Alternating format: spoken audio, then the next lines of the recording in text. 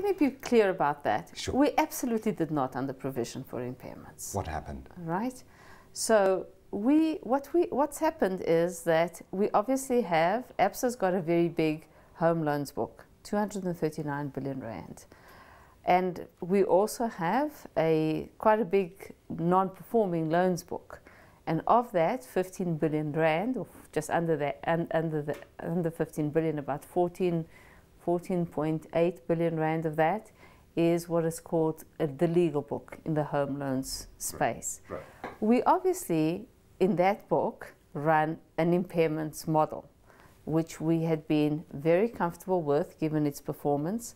And that model is driven by a number of variables, including historical data over so we use 24 months historical data as an input into that model. Okay.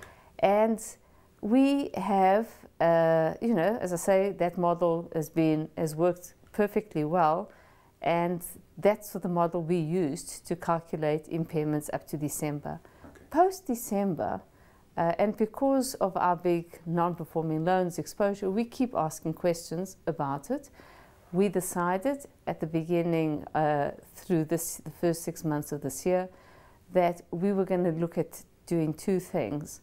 One was to look at seeing what the book looked like, right. and we started doing faster terminations in the legal book, and we saw as a result of that a spike in the legal book, in the write-offs in the legal book in April and May. Right. What that did was cause us to go back and then ask some questions about the model itself. Sure.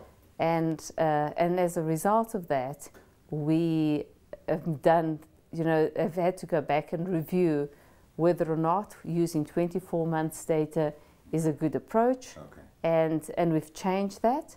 And we've also then decided to do a very deep review of our processes and our operations, just to make sure that what we're doing there is really best in class, and where there are gaps, that we deal with those gaps. Okay, so now if we are saying here you have had these issues with interest rates at 38-year lows, and the expectation that going into next year rates are going to increase, what chance there is there that this has been done, this has been solved completely, and that impairments will not become an issue again when rates increase?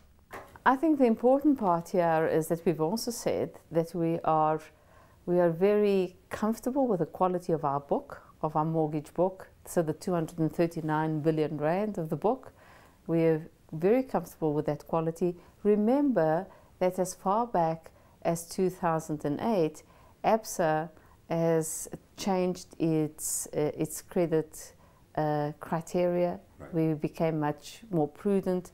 ABSA's always actually, in fairness, always been very prudent about how it lends. But we're really quite happy with the quality of our book. The bulk of the lending we do is to our own customer base, and so we feel comfortable with the quality of our book, and therefore the impairments that we're carrying on the book as a whole. The problem here has been, as I say, with the legal book, which is about, let's round it off to 15 billion rand of the non-performing loans book. I should also have said that in that non-performing loans book and that legal book in home loans, a lot of the problem sits in the insolvency component of that legal book, and a lot of the loans, the bulk of the loans affected, are loans that were written before 2008, right, at the height of the property market, yes, and loans that have loan to values of 100% or more. So there's a very specific issue associated with it. Okay, so is this done and dusted? Has this been fixed? Is that book clean now? Well, I think, again, it's the legal book, right? So it's important to remember that. I think what we've also said today is that we believe we've got the bulk of it dealt with, but of course we should also remember that, you know, there's a lot of people out there that still are quite distressed that are quite stretched. There are still a lot of distressed properties in the market, Sure. and we're not the only bank with distressed properties.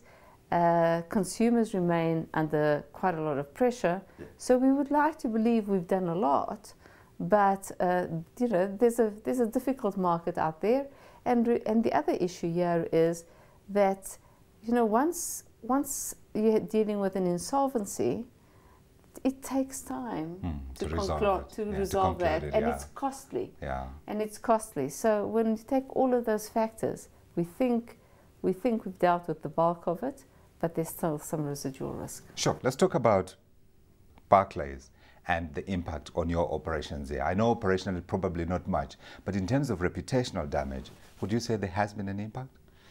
Well, I think we've all been quite shocked, and I think Barclays was the first to say that it is regrettable what has happened, that the behavior of the individuals concerned was behavior that is not condoned by Barclays. It's not part of the culture of the bank. It's certainly not part of the culture of ABSA and who we are. It's not how we behave. That's not the way we would want to see anybody in our organization behave. But I think the important thing here to remember is that when this happened between 2005 and 2008, and Barclays at the time became aware of it, that they have cooperated fully with regulators across the different jurisdictions. Sure. And I think that, you know, we've been quite clear that certainly this is not part of the values of ABSA. It's not part of the values we know of Barclays. Certainly not part of the organization and the Barclays that I've interacted with for 3.5 years. Sure. It's not part of the values that I want to see at ABSA. It's not part of the way we do business.